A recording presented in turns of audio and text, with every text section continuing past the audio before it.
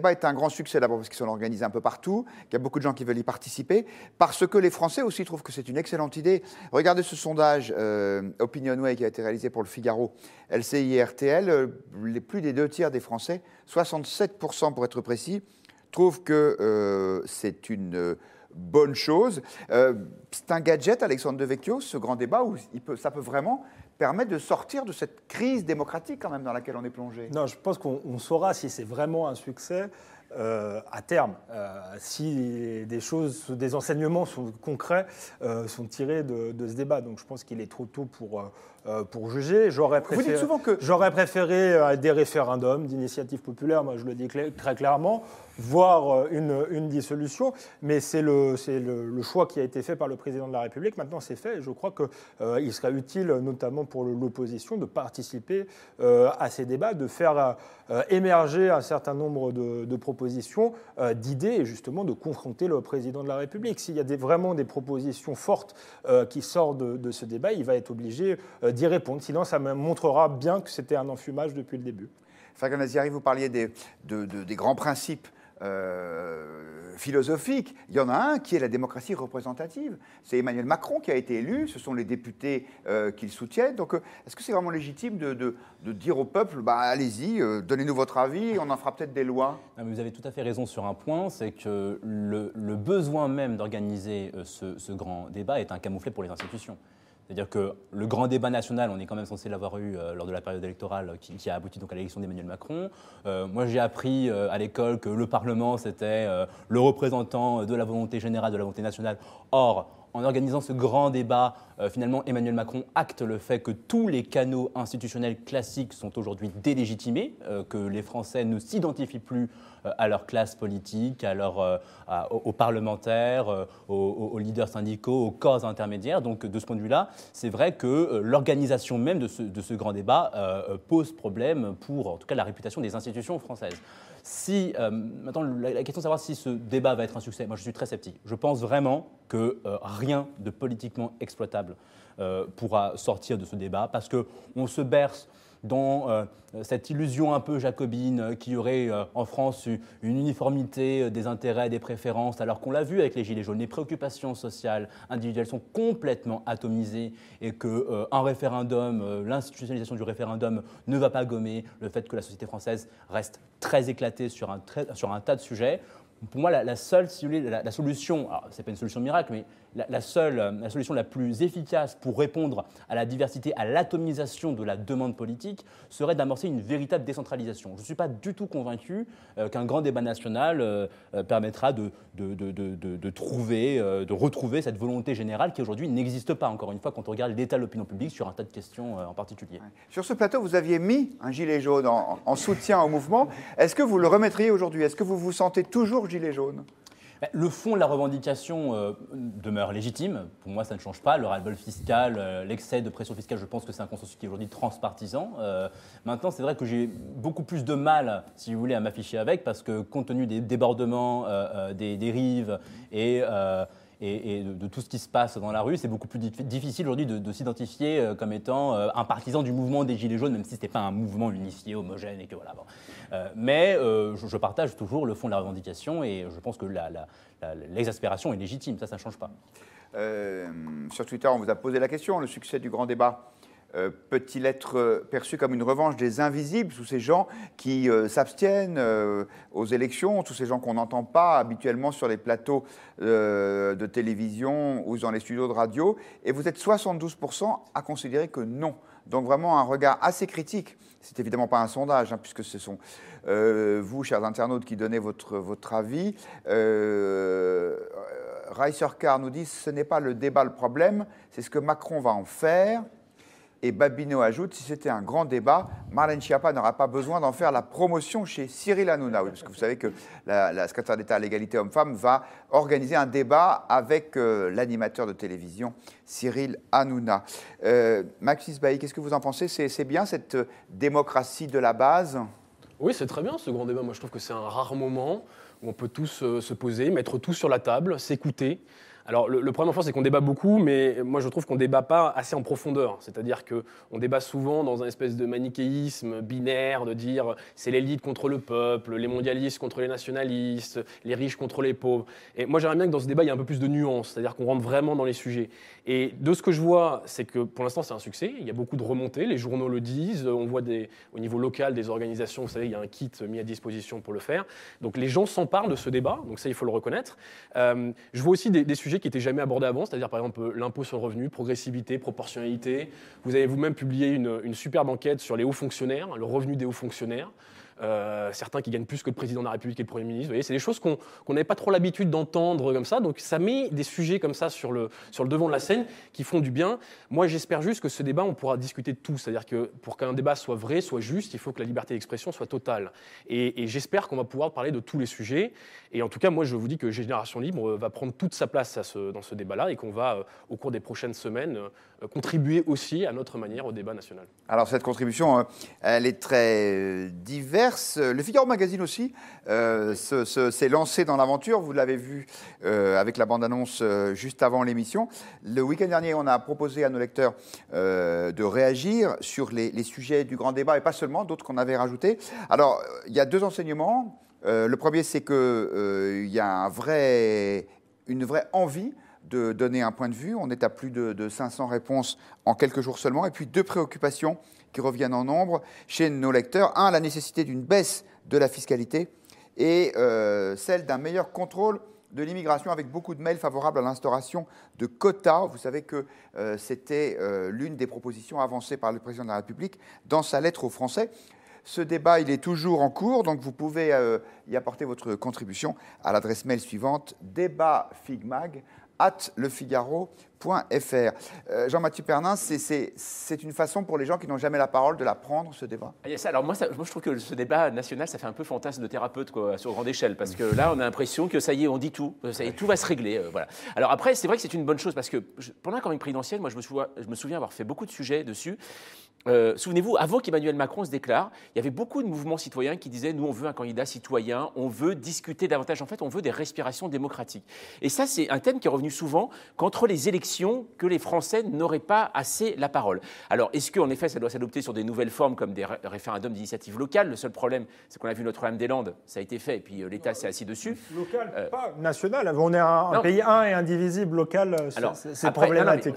Bien sûr, mais il y a ça, et après, aujourd'hui, c'est vrai que tout dépend de ce qui va en sortir. Mais il est vrai que le cadre, moi je trouve fixé par Emmanuel Macron, c'est bien de fixer un cadre, mais il suffit d'aller dans les débats et de voir que ça déborde largement en fait. C'est-à-dire qu'il faut faire attention à ne pas prendre son intérêt particulier pour l'intérêt général aussi. Voilà. Mais tant mieux quelque part si ça déborde, non? Enfin, je veux dire, le rôle d'un débat, c'est pas que ça soit juste justement encadré dans des barbelés à dire on parle que de ça et on oublie le le problème, c'est que parfois il y a des choses qui n'intéressent qu'une personne dans un débat et que tout le monde. Non, mais c'est le souci en fait. Mais je pense que c'est en faisant ça aussi que cette personne peut réaliser et que les autres peuvent lui faire qui va être réaliser. Déçue parce qu'elle n'aura pas sa résolution adoptée derrière. Non, mais c'est un peu le problème. Mais au moins, elle aura eu l'occasion d'y participer. Ça, c'est un vrai risque. C'est-à-dire que l'engouement pour ce grand débat, c'est une arme aussi à double tranchant. C'est-à-dire que si, in fine, les gens se réalisent que leur voix demeure diluée dans le processus électoral, ça va créer encore beaucoup plus de frustration. Et donc là, on aura épuisé tous les gadgets pour acheter la paix sociale et bon courage pour la suite.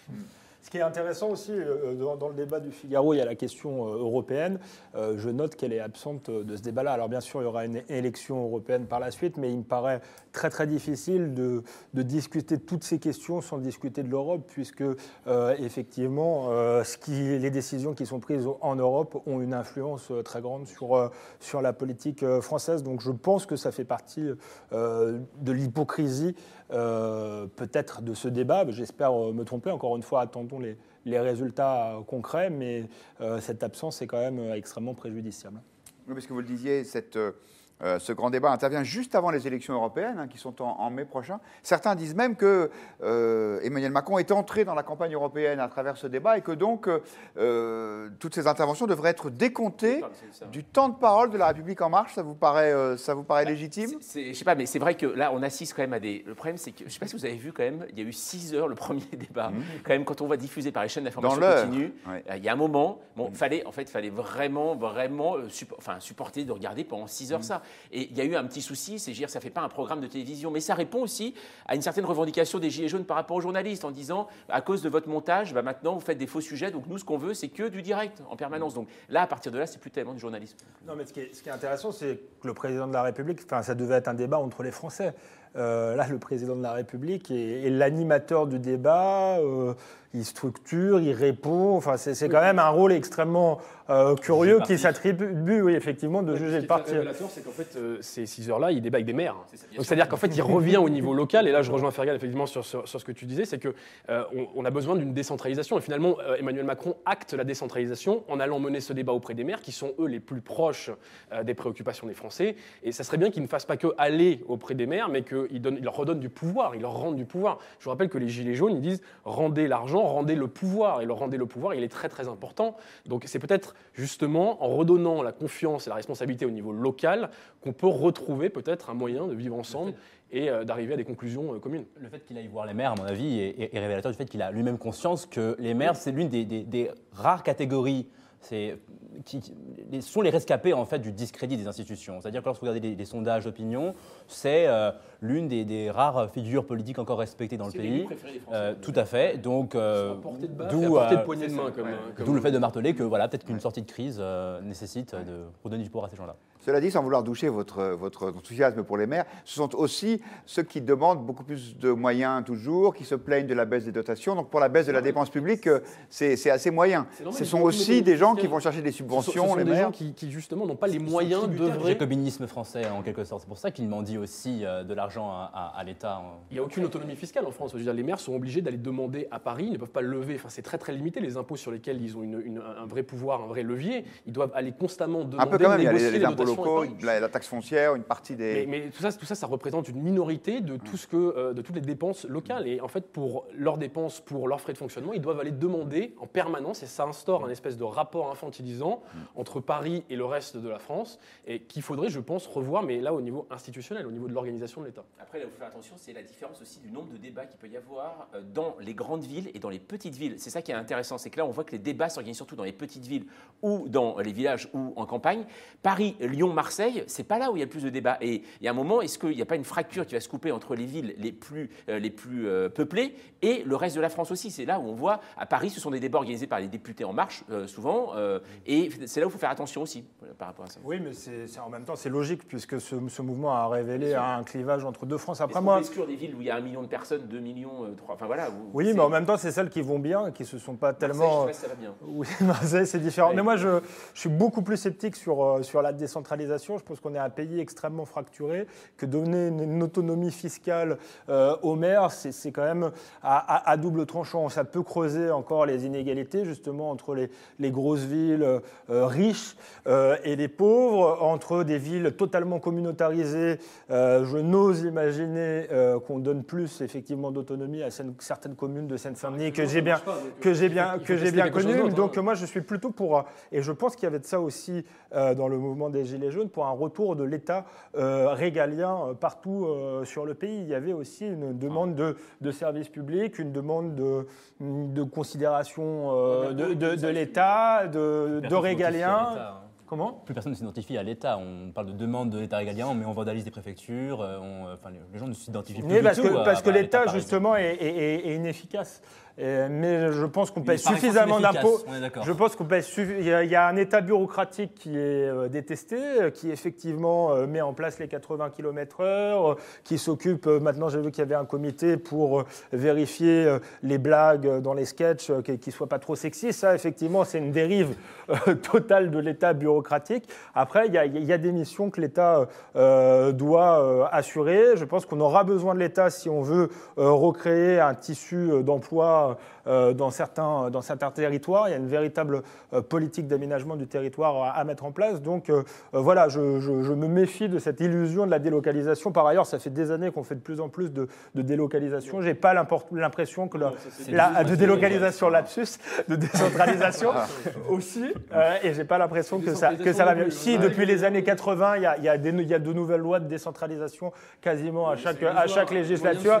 Et on voit bien que ce n'est pas une... politique. On a beaucoup parlé de la Suisse. La Suisse, c'est le pays le plus décentralisé du monde, Oui, mais c'est d'Europe. construit comme ça. Et c'est aussi l'une des raisons qui fait que ce pays est prospère et à l'aise avec ses institutions. Dernière question là-dessus. À votre avis, s'il y a des propositions qui émergent massivement de ce grand débat, est-ce que le président de la République est tenu de les mettre en œuvre ou est-ce qu'il garde son libre arbitre? Je ne pense pas qu'il soit tenu. Enfin, Il en est quelque juridiquement, part il ne l'est pas, mais Non, politiquement pense ou qu'il- moralement. Je pense qu'il est bloqué avec ça. Forcément. Après, il faut savoir vraiment ces questions-là. Mais je pense qu'il y aura quelque chose de l'ordre de la consultation des citoyens. Après ça, forcément, un référendum. Alors, quand est-ce qu'il aura lieu? Parce que, mine de rien, là, on rentre dans une période électorale. Hein, chaque année, il y a des élections. Donc là, il va y avoir des municipales, des régionales. Et donc, est-ce qu'on peut prendre le risque de perdre un référendum juste avant une élection? C'est le souci, en fait. Hein. Ah oui, et on peut se demander, c'est pour ça qu'on peut se demander si ce n'était pas aussi une manière de gagner du temps, parce qu'on ne voit pas très bien où est-ce qu'il va placer son référendum.